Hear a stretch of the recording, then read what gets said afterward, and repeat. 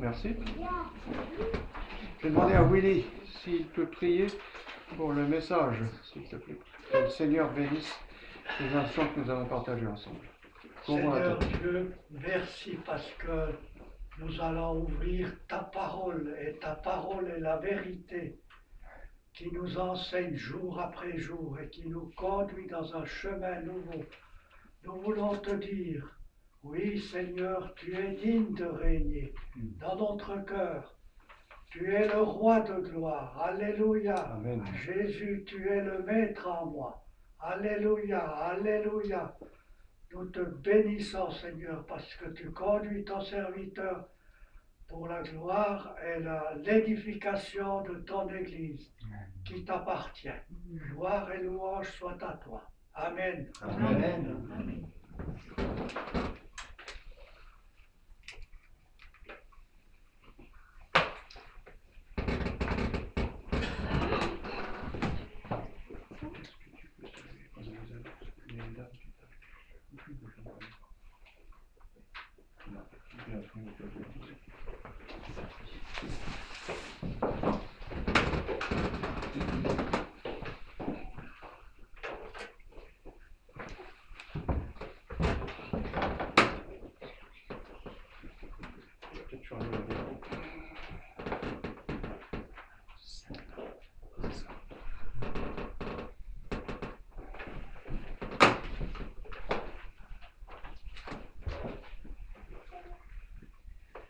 Eh bien, bonjour à tous.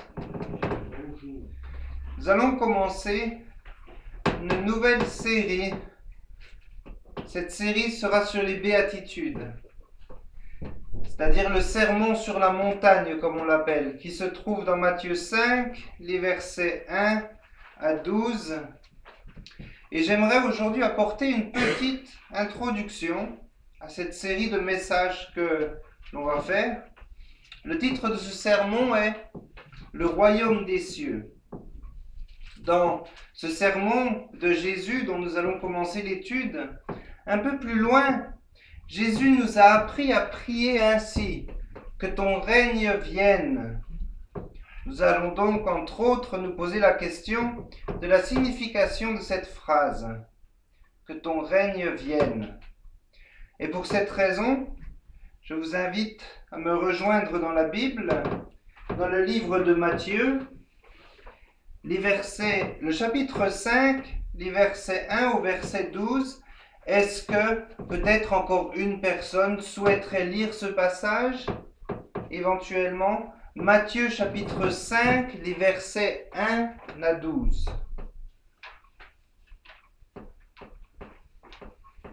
Voyant la foule, Jésus monta sur la montagne.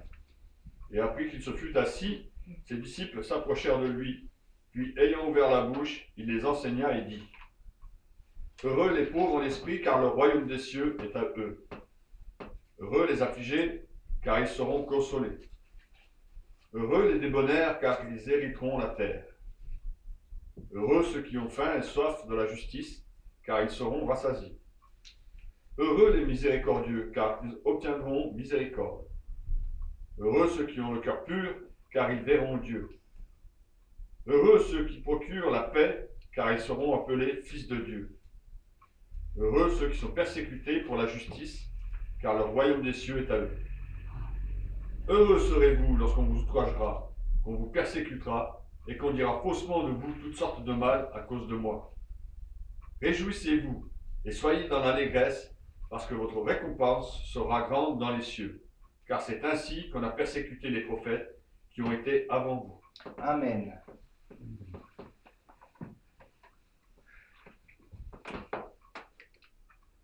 Regardons donc les deux versets qui nous intéressent aujourd'hui en introduction de ce long passage que l'on appelle les béatitudes.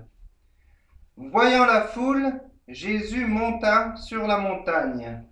Et après qu'il se fut assis, ses disciples s'approchèrent de lui, puis, ayant ouvert la bouche, il les enseigna et dit. Donc Matthieu 5, versets 1 et 2. Nous savons tous que Jésus était un prédicateur. Sa mission était d'être envoyé par le Père pour prêcher les mots et la vérité que le Père lui avait donnée. Jésus devient l'accomplissement du livre de Deutéronome chapitre 18 verset 15, qui est la promesse de Dieu d'envoyer un plus grand prophète. Deutéronome chapitre 18 verset 15, « L'Éternel ton Dieu te suscitera de milieu de toi, d'entre tes frères, un prophète comme moi. Vous l'écouterez, dit Moïse. » Jésus est ce prophète qui fut annoncé. Et Jésus n'est pas seulement un prophète, mais il est le prophète. Il est aussi le prêtre et il est, nous le verrons plus tard, le roi, tout comme nous en avions parlé brièvement lorsque nous avions étudié les mages. Il remplit ces trois offices parfaitement. Nous allons nous concentrer aujourd'hui sur son office prophétique en tant que prédicateur de la parole de Dieu. C'est pourquoi je voudrais rapidement regarder ce matin ces deux versets comme une introduction à cette nouvelle série de messages, car ces deux versets sont vraiment la base du sermon sur la montagne, la base des béatitudes. Maintenant, dès le départ, il existe quelques difficultés concernant ce passage qui sont principalement en rapport avec le texte similaire qui nous est donné dans l'évangile de Luc au chapitre 6. Il est vrai que la version de ce texte dans le livre de Luc n'est pas aussi complète que celle de Matthieu, mais il y a des variations. Il pourrait ainsi éventuellement s'agir de deux discours différents.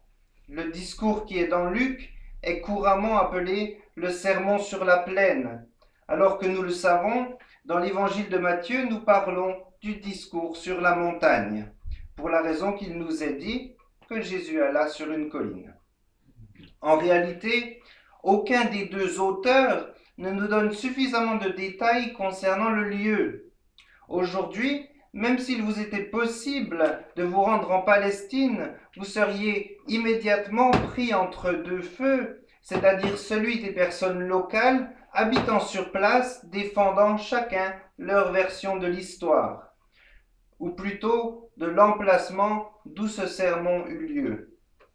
Certains académiciens essaient de juxtaposer les deux histoires et disent que ce n'est en réalité qu'un seul discours, en pensant que Jésus monta sur la colline pour prier et que lorsqu'il redescendit, il se retrouva alors sur une sorte de plateau à l'endroit où la multitude put se regrouper autour de lui, c'est-à-dire à mi-chemin entre la plaine et la cime de cette colline. À mon avis, c'est la version la plus plausible, même s'il reste absolument possible que Jésus prêcha ce discours plus d'une fois. Que ce soit au sommet du mont ou sur un plateau, l'évangile de Matthieu nous indique que le site général de ce sermon est une montagne. Et pour Matthieu, cela n'est pas sans intérêt. Cela nous rappelle que le livre de Matthieu fut écrit spécialement pour une audience juive. Il s'agit de l'évangile contenant le plus de détails, de citations, d'allusions, de passages provenant de l'Ancien Testament. En effet, la majorité du contenu des béatitudes est une refonte de certaines informations qui se trouvent dans l'Ancien Testament, venant particulièrement de la plume du prophète Ésaïe.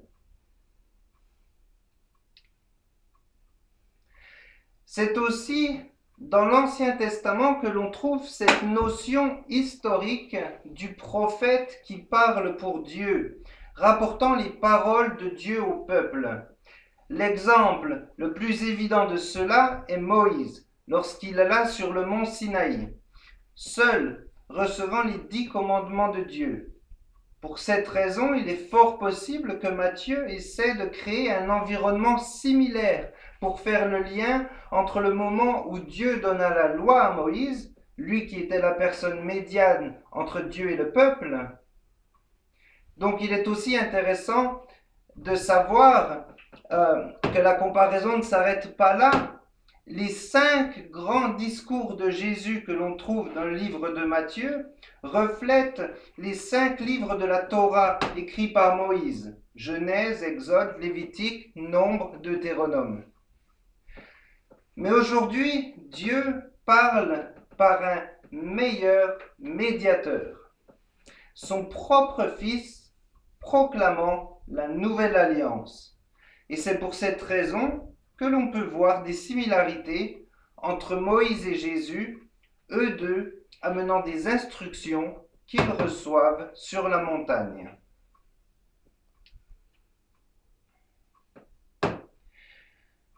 La première chose dont on se rend compte lorsque l'on lit ces versets est que Jésus voit la foule. Le verset nous dit « Jésus ayant vu la foule ». Jésus n'était pas indifférent à la foule, il ne l'évitait pas, il la remarqua et sans aucun doute il observa les conditions spirituelles dans lesquelles elle était. Il voyait ces gens, Matthieu le décrit plus tard dans le chapitre 9, comme des brebis qui n'ont point de berger, perdus, mettant leur âme en danger. Jésus regarda la foule et il agit. Il fit quelque chose. Il savait que leurs besoins n'étaient pas physiques, mais spirituels. C'est ainsi qu'il commença à les enseigner et à prêcher, car cela était la réponse à leur plus grand besoin, qui était d'entendre la vérité, afin qu'ils soient capables d'entrer dans son royaume. Jésus se trouvait sûrement à ce moment-là à un niveau visible de tous. Puis suite à cela, la parole nous dit qu'il s'assit. S'asseoir dans le monde ancien était la position de la personne qui enseignait, c'est-à-dire une position d'autorité. On pourrait dire qu'à ce moment-là, Jésus s'assoit dans la chaise du rabbin, le mot rabbin signifiant enseignant. Il était maintenant celui qui allait apporter cette sagesse vitale à ses auditeurs. Si à ce moment-là, Jésus assume cette position autoritaire de l'enseignant, cela signifie qu'il n'est pas là pour bavarder, mais qu'il est là pour amener la vérité du royaume. Il est dit qu'après s'être assis, ses disciples vinrent à lui. En effet, c'est dans la nature du disciple de rechercher l'enseignement de son maître. Et c'est bien ce qu'ils font à ce moment-là. Un disciple est attiré par l'enseignement du Seigneur Jésus-Christ. Si quelqu'un est un vrai disciple de Jésus-Christ, il est attiré par la Bible, par la parole de Dieu. Et cette personne sera naturellement attirée par une église qui enseigne et prêche la parole de Dieu. Un disciple sera indiqué par une prédication, comme nous en cherchons tous les dimanches matins, des mots qui nourrissent notre âme. C'est ce qu'est un disciple, c'est-à-dire quelqu'un qui a faim, qui a un appétit affamé pour la vérité et la parole de Dieu. Il est ensuite dit qu'après que les disciples soient venus à lui, Jésus ouvrit la bouche. Et lorsque Jésus ouvre la bouche, la vérité commence à se déverser de cette bouche comme un torrent. Et les paroles nous disent que c'est ainsi, la parole nous dit que c'est ainsi qu'il les enseigna. Et c'est là que les instructions commencent. Alors qu'il commence à les enseigner, Jésus devient le grand professeur de cette loi de Dieu. C'est plus tard, dans ce même chapitre, que Jésus dira « Vous avez entendu qu'il a été dit aux anciens, tu ne tueras point. » Puis il ajoute « Mais moi, je vous dis. » Et lorsque Jésus dit « Mais moi, je vous dis », c'est alors qu'il donne la vraie signification de ce commandement. Et il recommence plus loin en disant, « Vous avez appris qu'il a été dit, tu ne commettras point d'adultère. » Puis Jésus ajoute, « Mais moi, je vous dis. » Jésus va maintenant donner la vraie interprétation originale de la loi de Dieu, et cela tout au long de ce chapitre 5 de l'évangile de Matthieu. À ce moment-là, Jésus donne l'interprétation originale et vraie de cette loi qui ne pouvait être complètement comprise et appliquée uniquement qu'en regardant au travers du sacrifice rédempteur de la croix. Ainsi, cette loi devint possible à approcher pour les disciples. Nous l'avons dit il y a 15 jours, c'est ce que Jacques appellera plus tard la loi parfaite de la liberté ou encore la loi royale.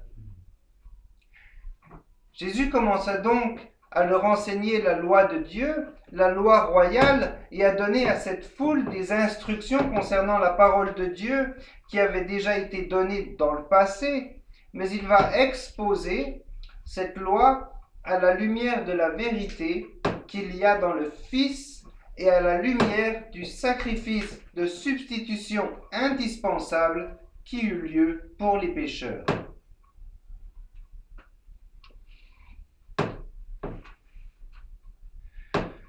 En vérité, ces 8 béatitudes que nous aborderons prochainement et que l'on trouve dans Matthieu 5, les versets 3 à 12, sont une exposition, une expansion, une extension du premier psaume. Est-ce que quelqu'un souhaiterait lire le psaume 1, les versets 1 et 2, s'il vous plaît? Psaume 1, versets 1 et 2.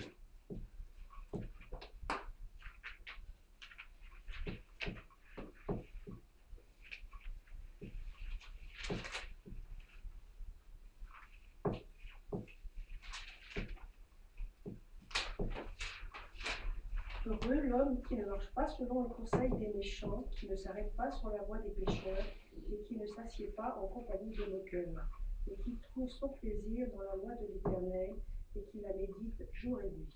Amen. Merci. Heureux l'homme qui trouve son plaisir dans la loi de l'Éternel. Le psaume 1 parle littéralement de l'homme qui trouve sa béatitude dans la loi de l'Éternel. Cette béatitude dont fait l'expérience celui qui a pour guide l'Écriture et qui vit selon la parole sacrée. Ce que nous reverrons plus tard est le mot « heureux » qui commence chaque béatitude. Il s'agit du mot grec « makarios ». Makarios signifie bien plus que simplement « heureux ». C'est un mot qui est souvent traduit par « béni ». Ce qui est le plus important pour nous ici est le contenu du message et de cette liste d'expressions que l'on appelle les béatitudes.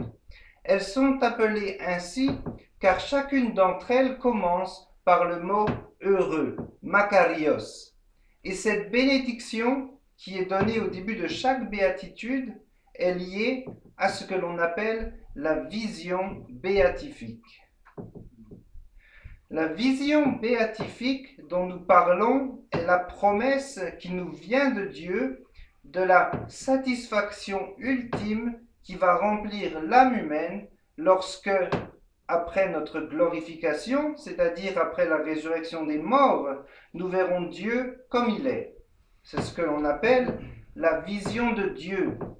Car dans ce monde, Dieu reste pour toujours invisible à nos yeux.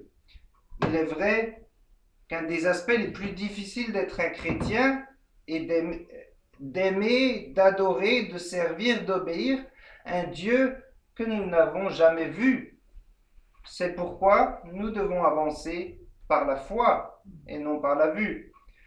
Car le droit ou le privilège de pouvoir voir Dieu tel qu'il est nous est interdit jusqu'à ce que nous entrions dans la gloire. En effet, la promesse nous est faite que viendra un moment lorsque le royaume de Dieu sera établi, où le peuple de Dieu le verra tel qu'il est.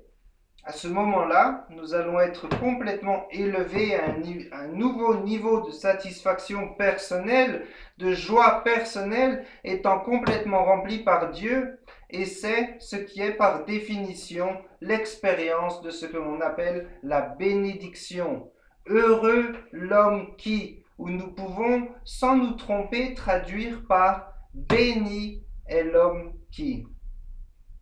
Là où je veux en venir est que lorsque Jésus exprime ses béatitudes, ses bénédictions, il exprime plus que ce que nous entendons.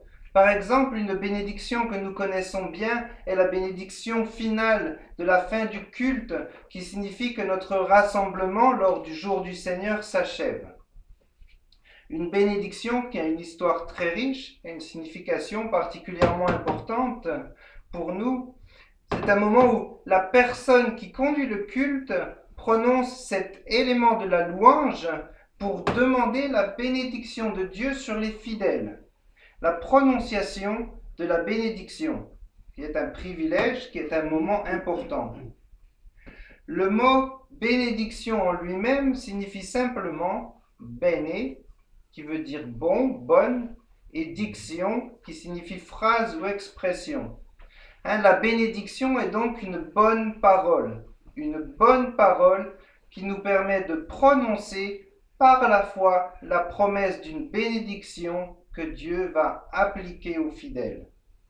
Ce qui est exactement le contraire d'une malédiction, qui vient aussi du latin et signifie male, mauvais, et diction, parole, qui est donc une sentence de malheur exprimée, comme Jésus prononça parfois sur les pharisiens dans le Nouveau Testament.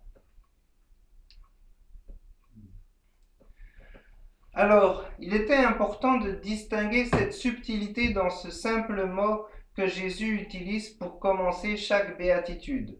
Heureux est la bénédiction qui est donnée à celui qui verra le Seigneur dans son royaume. Avant de terminer, nous allons voir que dans ces versets, Jésus articule pour nous ce qu'est le royaume de Dieu. Nous voulons aussi savoir quelles sont les marques distinctives des personnes qui sont dans ce royaume céleste. La première béatitude se termine ainsi. Heureux les pauvres en esprit, car le royaume des cieux est à eux. Le royaume des cieux leur appartient. Et puis au verset 10, heureux sont ceux qui sont persécutés pour la justice, car le royaume des cieux est à eux. Ce que nous remarquons est que la première béatitude et la dernière béatitude se terminent exactement de la même façon, en parlant du royaume des cieux.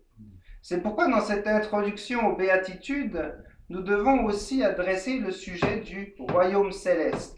Et pour cela, j'aimerais rapidement que l'on fasse attention à 4 points. Premièrement, nous parlons d'un royaume, nous l'avons dit ce matin, qui a un roi. Chaque royaume a un roi. Dans le contexte du passage de ce matin, c'est le roi lui-même de ce royaume qui nous délivre ce sermon. Qui pourrait mieux adresser la question de ce royaume que l'authentique roi de ce royaume? Il le connaît bien mieux que quiconque. À mon avis, nous avons là le plus grand sermon n'ayant jamais été prononcé et certainement par le plus grand des prédicateurs ayant marché sur cette terre, le Seigneur Jésus-Christ. C'est le sermon le plus important qu'il prêcha. Lui, mieux que n'importe quel autre prédicateur, connaît ce royaume. En tant que roi, il fait plus que prêcher et enseigner ce qui concerne ce royaume, mais il règne sur ce royaume comme le souverain sur son domaine. C'était la première chose. Le deuxième point concerne les citoyens de ce royaume. Qui sont ceux vivant dans ce royaume? Il s'agit de ceux qui se sont repentis de leurs péchés et qui croient dans le Seigneur Jésus-Christ. Dans le chapitre précédent, au chapitre 4, verset 17, nous pouvons lire « Dès ce moment, Jésus commença à prêcher et à dire « Repentez-vous, car le royaume des cieux est proche. » La seule façon d'entrer dans ce royaume et d'en devenir un citoyen est de se repentir de ses péchés. Cette repentance signifie un changement d'esprit qui amène à un changement de vie, qui amène à un changement dans la direction de notre vie.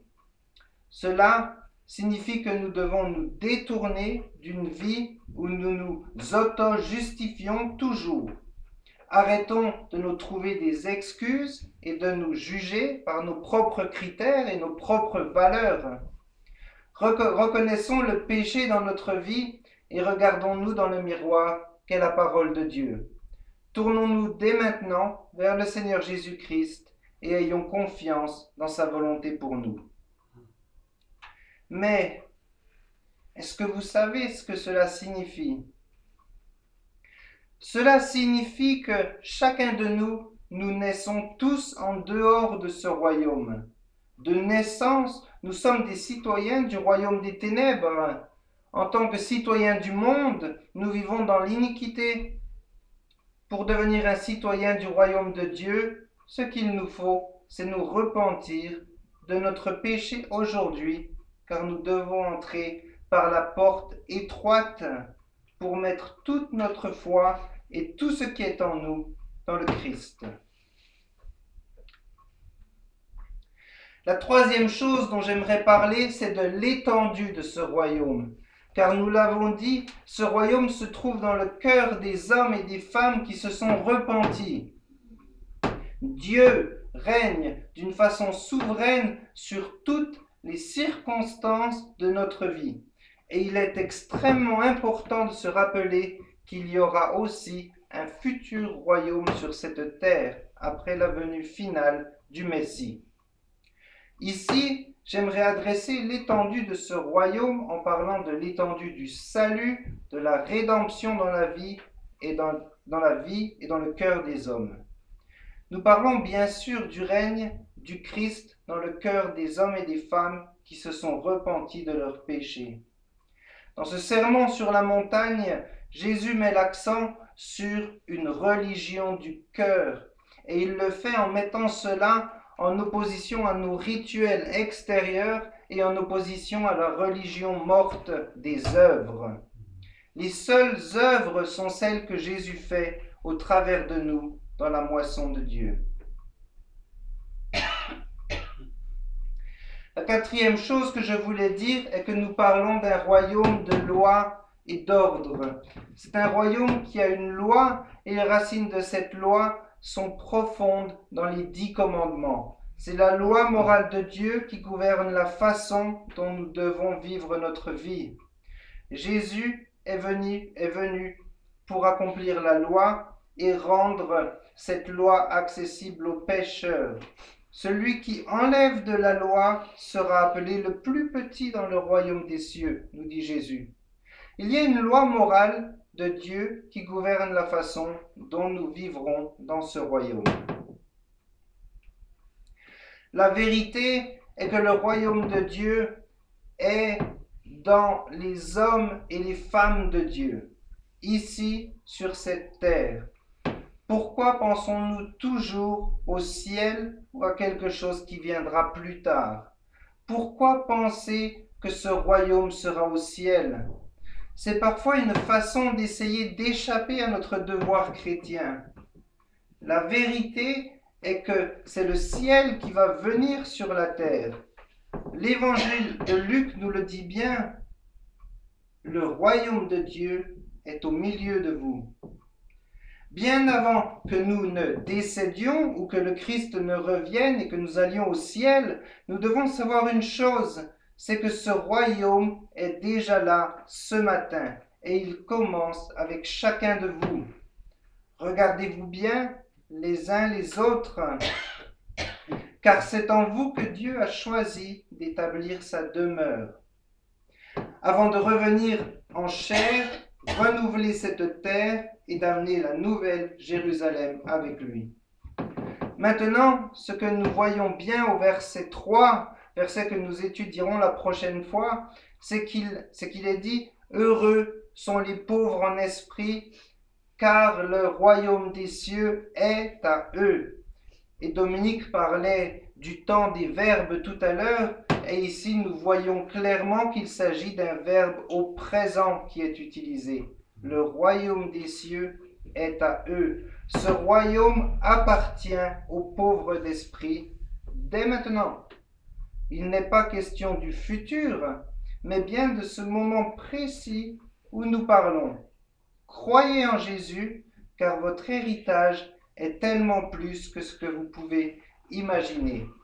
Et tout cela a lieu maintenant. C'est aujourd'hui que nous voulons nous repentir, car aujourd'hui, nous héritons du royaume du Fils de Dieu. N'est-ce pas une nouvelle excitante de savoir qu'à l'instant présent, nous sommes déjà dans le royaume de Dieu? En conclusion, la question qui se pose est: quelle est cette part du ciel dont nous faisons l'expérience maintenant en tant que croyants, et de quelle partie ferons-nous l'expérience plus tard? Il faut savoir que l'on ne peut répondre à cette question uniquement si nous connaissons le roi de ce royaume. Pour tout ce qu'il y a à savoir et à voir de ce royaume, il suffit d'en connaître le roi.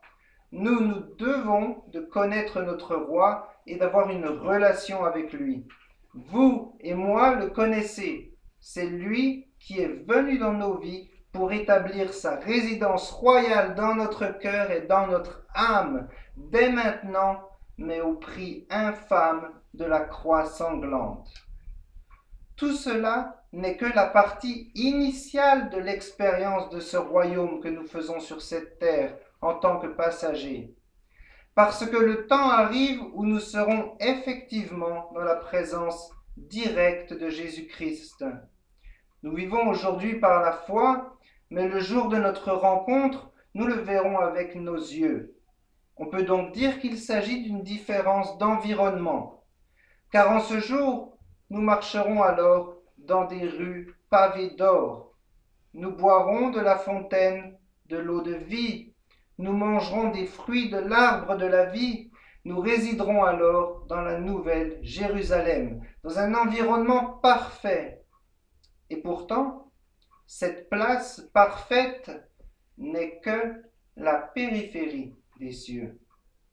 Car la vraie gloire en est le centre. La vraie gloire sera d'approcher le roi divin, assis sur son trône, en train de gouverner et de régner sur l'univers entier. Alors, ce que je voudrais que vous vous rappeliez de ce message ce matin est la chose suivante. Nous devons aimer ce roi. Il est un roi parfait, ayant nos meilleurs intérêts à cœur. C'est bien ce roi qui gouverne les circonstances diverses de notre vie, faisant que tout concourt au bien de ceux qui l'aiment. Ainsi, je voudrais que vous repartiez avec un grand réconfort, une grande confiance dans le fait que ce roi a tout son contrôle, alors qu'il règne en nous et sur nous. Lors de la bénédiction finale de ce culte, rappelez-vous du message d'aujourd'hui. Cette bénédiction est une béatitude. Elle nous amène à la vision béatifique de Dieu, à une promesse que le Seigneur vous fait de vous bénir et de vous garder et de vous regarder et de vous faire grâce, qu'il est de votre côté, qu'il vous donne sa paix et qu'un jour vous le verrez face à face. Je vous invite à prier.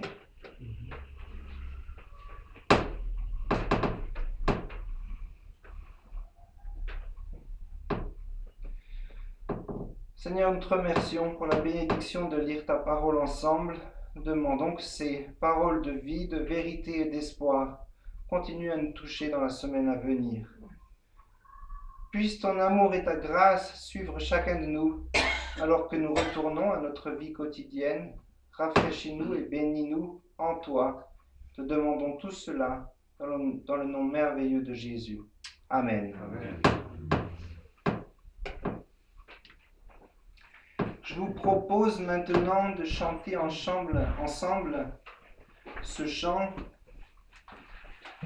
qui est la terre, les cieux et la terre.